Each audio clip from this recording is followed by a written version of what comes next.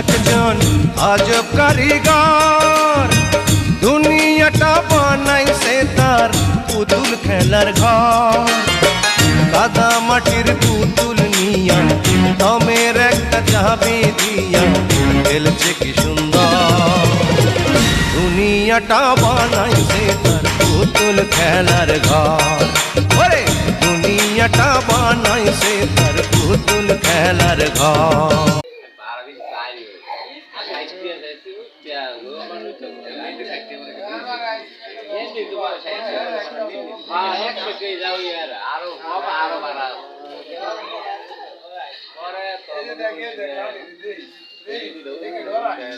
ঘুরে